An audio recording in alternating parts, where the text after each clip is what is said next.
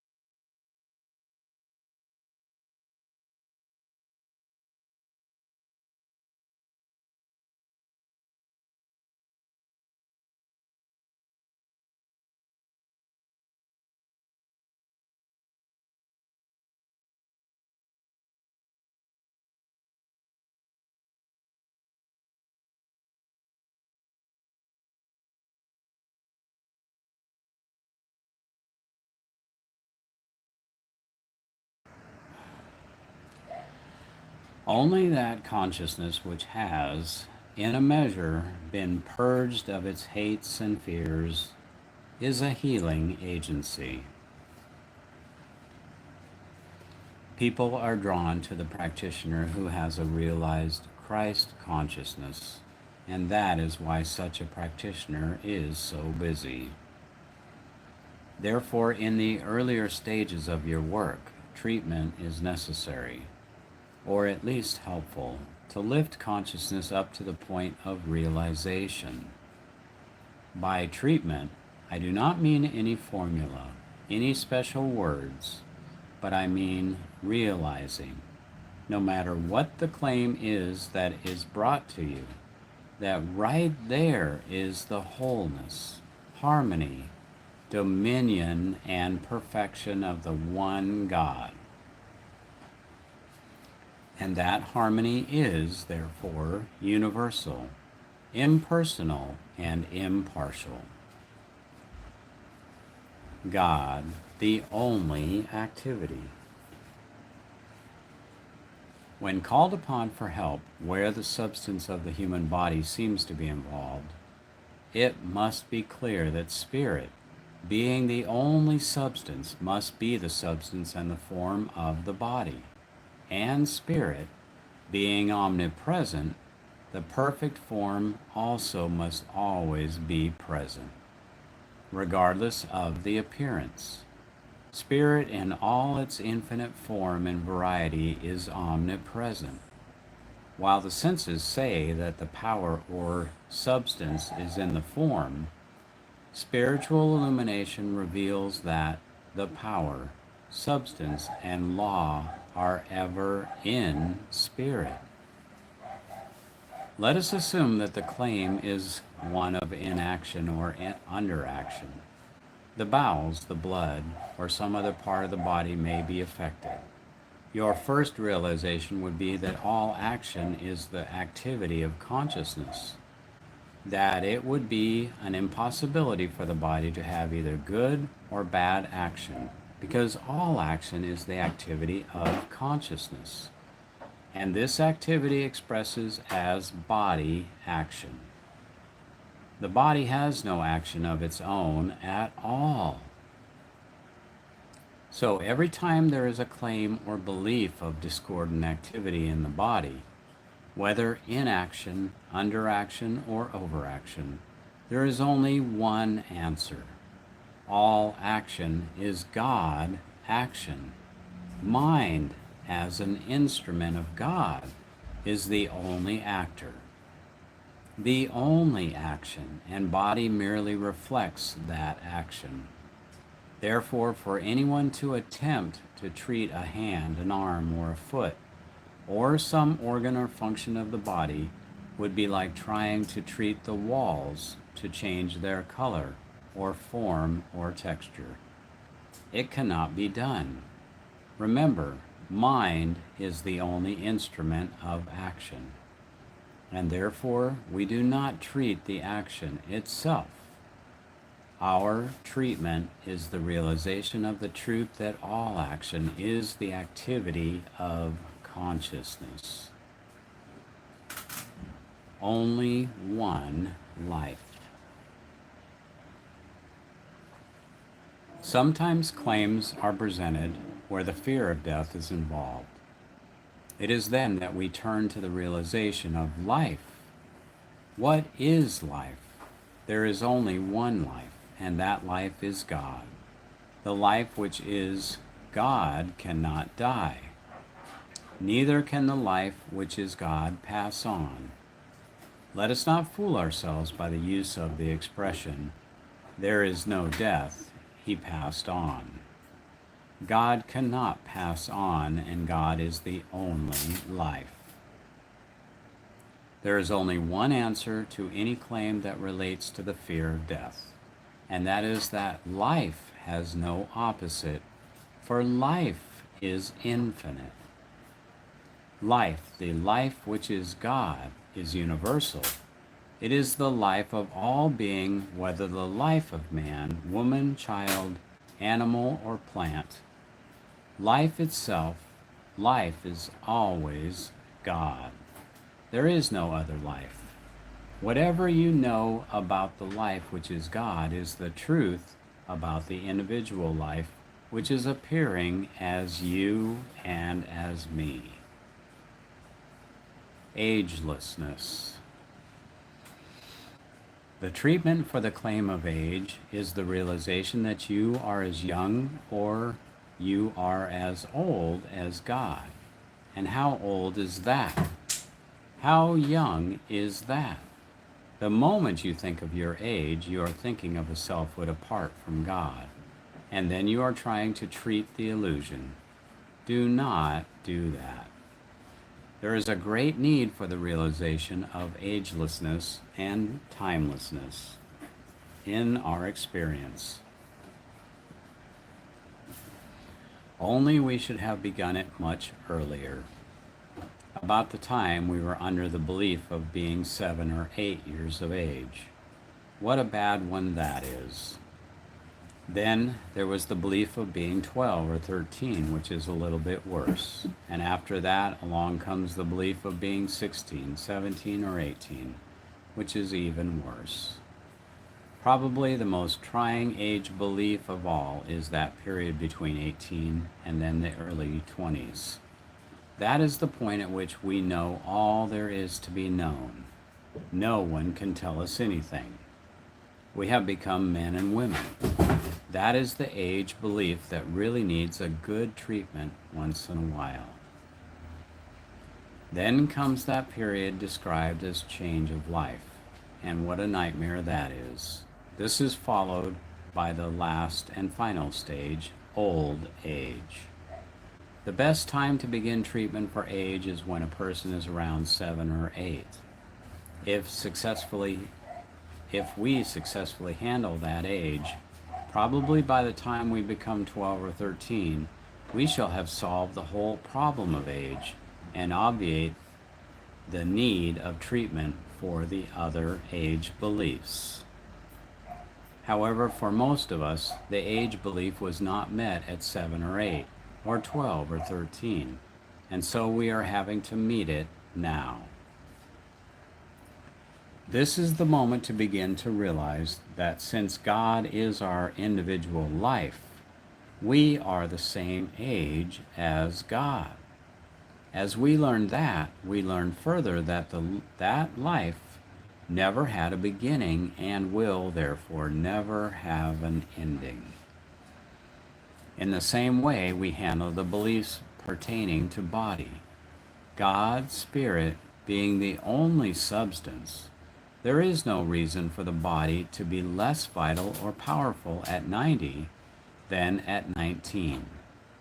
The body itself does not know its age.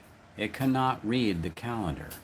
It is only we who know that it is we who accept the belief of age which outwardly reflects itself upon the body. On the other hand, if we realize our true identity to be spirit, then the body is spiritual, and the body is as ageless as we ourselves are. The body should show forth the fullness of maturity at all times. It should never show forth that which we know as a child, as childhood or youth or middle age or old age. It should show forth the fullness and ripeness of maturity, and it would, had we known this truth in time. Had we early enough understood our true identity to be spirit, we could have avoided many of the changes in physical structure that take place. But it is not too late. Now is the only time there is, and we can begin this moment. Then, 10 years from now, we may look 10 years younger than we do now. But we shall have to know this truth consciously. Never think for a moment that just because you are reading metaphysical books or attending metaphysical lectures or classes, that you are demonstrating truth. This truth has to be demonstrated by you individually through the conscious activity of your own consciousness. It is not something you can take for granted. You cannot declare, "Oh, God is my life," and have that take care of everything. No, not at all. This is a conscious activity of individual consciousness, a conscious activity of awareness, until it becomes so much a part of our nature that we no longer have to give thought to it.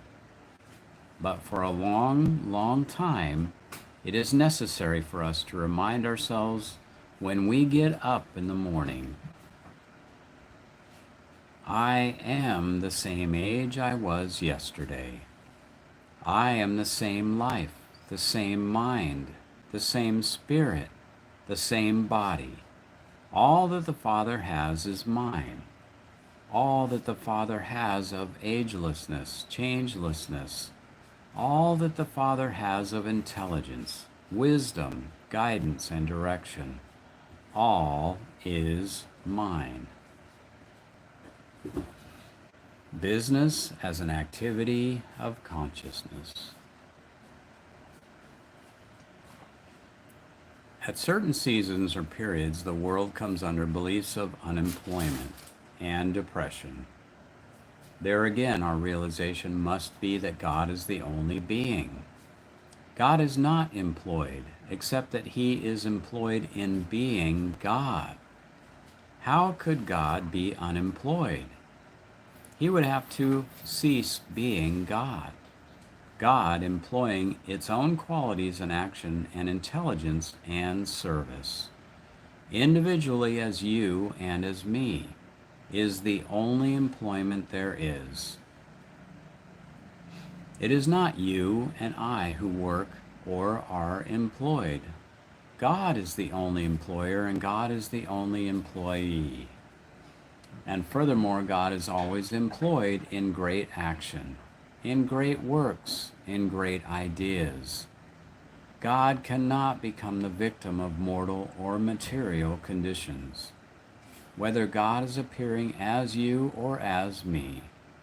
But to be unaffected by such conditions, it is necessary to realize this treatment, which is that it is God, always and only God.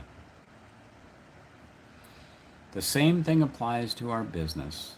Do you think it is possible to be engaged in any business in the world and just trust some unknown God to save it from the ravages of present world conditions? It will not work. Business is an activity of spirit, and since that spirit is your spirit, business is an activity of your spirit. Therefore, your business will reflect the condition of your consciousness on the subject of business. You must consciously realize each day that business is an activity of God, operating through the instrument of the one mind, and is therefore an ever-present activity of your mind. As the activity of mind, it is not subject to the vagaries, the changes or whims of men or of government, but is spiritual and under the jurisdiction of the Most High. Your business, being God's business, is God-governed. Merely repeating these statements as affirmations and denials will not do anything for you. Only when these truths about business so permeate your consciousness that you have the full realization of them will they become a reality in your experience. Just making statements will do nothing. I have known too many people who have walked around declaring, "My business is good, my business is good," when all the time they were going into bankruptcy. It is not my business that is good. It is business that is good. Business, the activity of divine wisdom. But since that is the activity of my mind, that makes my business good. However, only as I associate my business with God's business does it become individually expressed, harmoniously and joyously evident. Consciously realize the truth. The same thing applies to family relationships. We have all seen families split on the rack of incompatibility, sin, disease, or some other condition of human experience. Do you think there is some mysterious God who is watching over your family relationships? Do not ever believe that. If your home becomes a divided home, if your family is separated, it is because you are not consciously doing something about it. It is because you are not consciously treating. It is because you are not consciously taking the subject of family, husband, wife, and child into your consciousness, asking the Father for light, for guidance, for help, and for inner wisdom.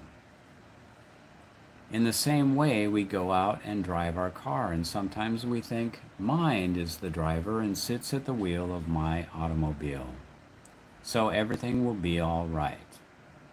But do we remember to include the whole world in that? Do we realize that God is the mind of every individual on the road? No. Instead, we are likely to complain about the driving of the other person on the highway at the same time that we are claiming God as our individual mind. That is where the trouble comes in. There is no justification for our believing that because we are metaphysicians, we have some kind of divine protection which the other person does not have. We have divine protection only in proportion to our utilization of these laws of truth. bringing them into our consciousness, our conscious awareness, until they become part and parcel of our being.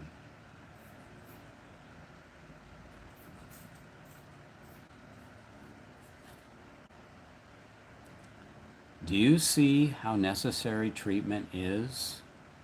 If you do not know this truth, you have nothing with which to heal, because all healing is based on a consciousness of truth. Before you can gain the consciousness of truth, you must at least know the correct letter of truth. In living with this correct letter of truth, ultimately your consciousness is filled with truth, and then when you are faced with any claim, you do not have to go through the process of thinking about truth or repeating it. There is the awareness of omnipresence, and it is enough just to say, "Thank you, Father." It is like being able to say 144 when someone says 12 times 12. Do not hesitate to use treatment. Do not hesitate to ponder spiritual truth regarding any claim that might arise. So for several years to come, you will find that you will have a very active time treating. Never let treating, however, become a routine procedure, a ritual, or a rite. Never let treatment become a habit. Never let it become so much a habit that you go through it sluggishly. Never do that. Such treatment will not help, because it would be a formula and would be only suggestion. A treatment must be a conscious realization of truth.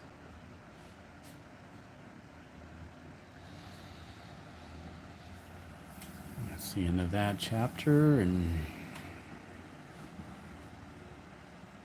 just as we realize consciously again, like we were discussing in the group,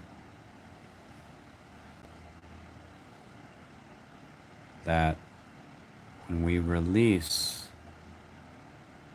matter and all the pictures,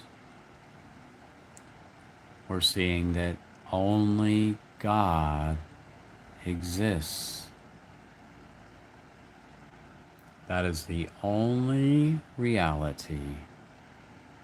It's all God. Only God.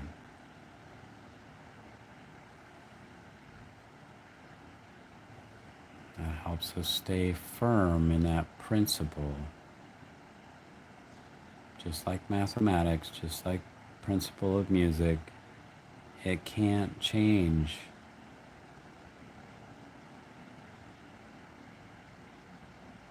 It's perfect in every way.